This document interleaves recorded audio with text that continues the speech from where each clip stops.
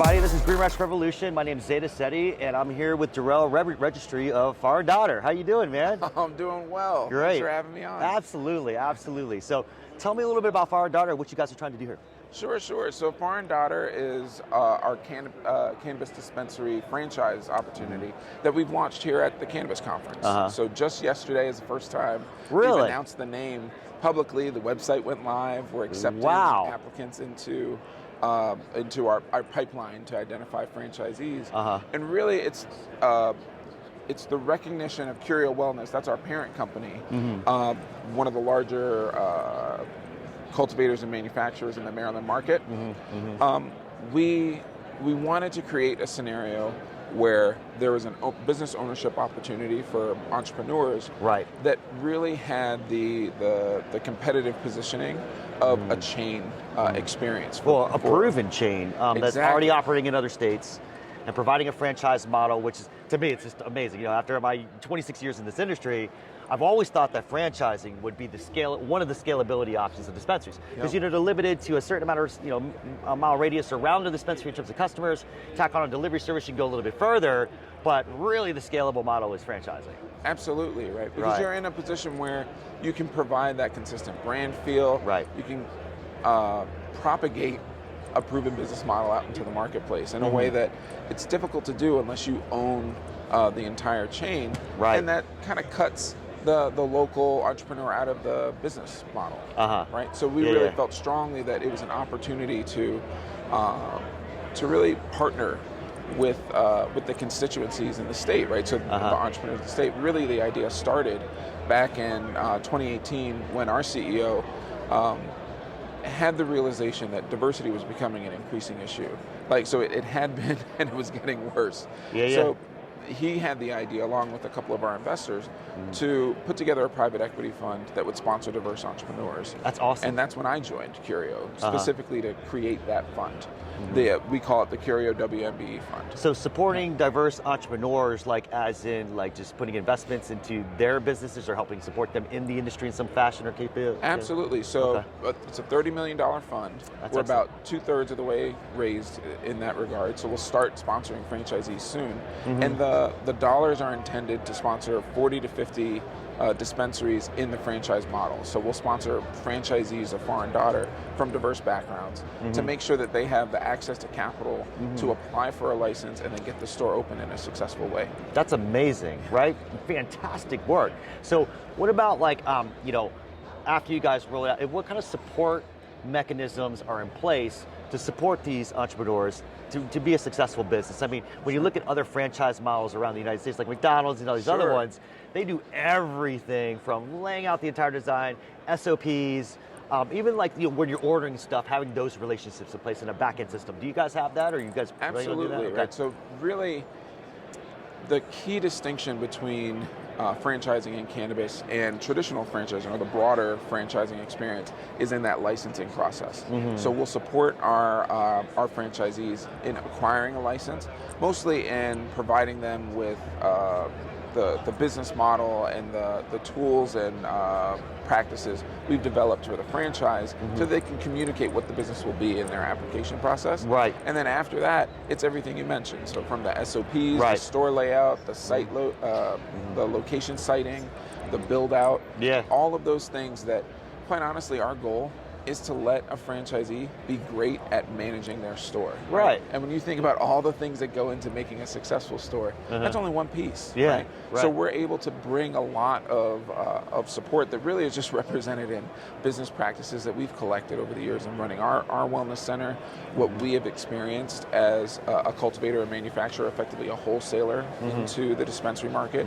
We've seen some of the challenges, whether it's inventory management or even just the logistics of keeping the trains running on time 100%. while you're trying to drive sales. So all of those different components that we can just bring standard practices that are proven strategies, right, both within cannabis and from elsewhere in business, that really enable a franchisee to focus on building their business. So outside of a franchisee business in a box per se, let's talk about supply chain, because we know a lot of issues with the supply chain. And if you're bringing a franchisee in a new state, how is Far & Daughter addressing some of these supply chain issues? Because, I mean, again, it looks to me that you guys are doing retail franchises. Yes. We have cultivators, we got manufacturers, you got to get that material into the store. Are you guys setting up those relationships how is that going to work? Sure, so with our existing wellness center, so the Curio Wellness Center in Maryland, only about 40% of our sales are Curio branded products. And really, we've had this focus on providing a variety of treatments. In Maryland, it's medical market. Yeah, it's medical, yeah. Very much focused on making sure that you have sufficient variety to address a patient's need, right? So even in an adult use market, you have that same need of really being able to provide the experience that a consumer would want, right? So as we look to expand into a market on the franchising side, it really is our responsibility to go in and make contact with the cultivators in that marketplace to make sure that a cultivator understands not only how their brand would be positioned within our store, but also the perspective that we bring to delivering their product to a consumer or a patient, right? Absolutely. So from that standpoint, our hope is that we'll build strong relationships with the cultivators and manufacturers as a brand, as Far & Daughter, the franchisor, and really use that relationship to facilitate the individual franchisees. Absolutely, and coming with, let's just say, hypothetically speaking, we have a state like New York, we have multiple states that just passed, or Virginia, or however you want to look at it, right? Coming in with 10 dispensaries to a cultivator, that's a lot of value. Yep. That's a lot of value. Absolutely. Right? Well, I mean, it's an amazing thing. You've got to have some compassion for the cultivators, right? It's a real challenge to set up the logistics of delivering to, 100 or 200 or however many dispensaries are in the state. So being able to proactively, from the dispensary's perspective, engage with the cultivators to make sure that they understand what you're looking for, what price points, product mix, delivery cadence they can expect on a consistent basis from your store. Really, is just the core of a strong partnership with your vendors, right? So being able to be a good partner in that regard, of course, we can deliver that at scale through the franchisor because we have an expectation for what a store will be capable of doing. Right, and speaking of expectations, what do you guys think in terms of financial projections for each one of these stores? What does that look like? Sure, so in franchising, we're not allowed to tell folks. Gotcha. Great answer. How much I figured I'd just ask. Can anticipate. Yeah. But what is very fair to say is that we'll be a compelling financial opportunity relative to other franchising opportunities. And when you look at cannabis on a state-by-state basis, even the kind of state averages for dispensaries make for a really exciting opportunity. Yeah, I would imagine so. I mean, and again, looking at where everything's heading, right? There's a lot of folks that come to us and they're like, I have money, right? I want to get in, right? It's been my dream, these kinds of things. But they don't have maybe the time or they need the expertise, and having something like this where it is kind of like a business in a box is really helpful, and having some of these options out there that's available. Because have some folks that, they just want to do their own thing, right? And maybe this isn't for them, right? But then other folks are just like, I just want to get in now, I have capital, let's go, kind of thing, right? And so having a support structure, mechanism, strategy in place like this sounds fantastic. No, I really appreciate kind of your perspective there, because from our stance, we see a lot of value in creating a business plan, if you will, that we make the value of that an entrepreneur can deliver the execution of the plan, right? Because that's one of the parts that's really difficult to consistently value within entrepreneurs, because we talk a lot about visionaries and having that big idea and pursuing your dream. Really, entrepreneurship is putting in the work. Right. So being able to give an entrepreneur a plan or a plan of attack that really gives them some confidence and increased certainty on the success that comes from just executing well is really probably the biggest benefit that we see in the franchise opportunity. And then there's the dynamics of the whole every single state to state and regulatory policies and compliance, right?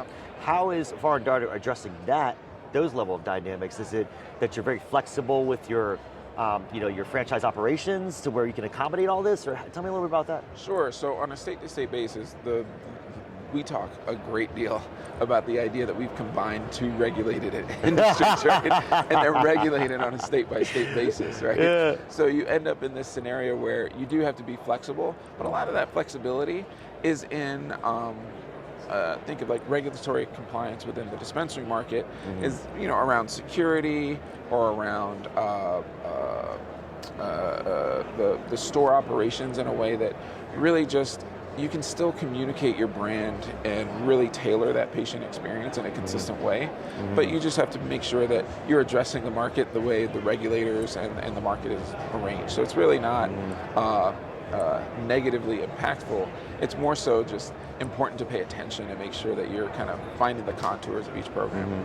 And then strategically, from a marketplace perspective, I just love I'm curious your thoughts on this. You have your new states, right, that are coming up with new licensees, which is obviously this is a great model for that. But then we also have distressed assets, out there in multiple different states, and how maybe some of these entrepreneurs who haven't done a great job, right, and are suffering, maybe there's a way this could help them boost their business and make it more better. Is that something you guys are looking at? Oh, absolutely. Okay. Right. So from our perspective, there's a real opportunity for entrepreneurs who can execute, but just need kind of additional support. Entrepreneurship is a lonely game, right? I know. So being able to find a partner who can take some of the pressures off of your plate can be a real boost, right? So if you're a business owner who knows how to sell and drive revenue, but you may be less focused on the operations, the back office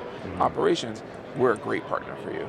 If you're a clinically focused business owner, right, that needs help in the marketing and driving foot traffic to your store, franchising is tailor-made for that. Right. Yeah. So there's all these different facets that, when you layer on cannabis and both the regulated elements of the industry that can be difficult to keep up with, right, and just the standard practices that can really drive success around retail, we really can kind of be a valuable puzzle piece for an entrepreneur who may have 3 or 4 of the 10 puzzle pieces, or maybe they have 9. Yeah. But really what's going to take them over the top is getting all the pieces in place in a way that they can just execute. Right, absolutely. And you see this a lot in the industry too as well. It's like, why aren't they doing well, right? Because they're doing too much at one time, and they need that support system, and there's specializations in place, right? Exactly. Do what you're good at, stay in your lane kind of thing, exactly. right? They're trying to do all this stuff, and that's just the mind of an entrepreneur, just like growers. Growers are very similar to this too as well. So I absolutely respect what you guys are doing right now. This is really amazing because, I saw this way back when. I was thinking, this is definitely the scalability option. We see it in other industries. We can take a lot of that traditional historical data from those industries and apply it to this one. Absolutely. And just utilize and leverage a lot of that, and that's really awesome. So what is the future plans? Like, I know you guys just launched, right? So what is the future plans? What is the future target for Fire Darter in terms of like this year and next year? And what are we looking at growth-wise? So right now, a lot of our growth is governed by licensing availability in states, right? So whether it's looking at conversion opportunities for existing dispensary owners who are looking for extra support, or applying to new licensing application processes, right? So from that perspective, we won't grow like you'll see the fastest growing franchises out there doing 200 stores a year and things like that, right? Our goal is really to kind of walk our way up to, we really see it as a big milestone out there to get to like 100, 150 stores over the next 3 to 5 years.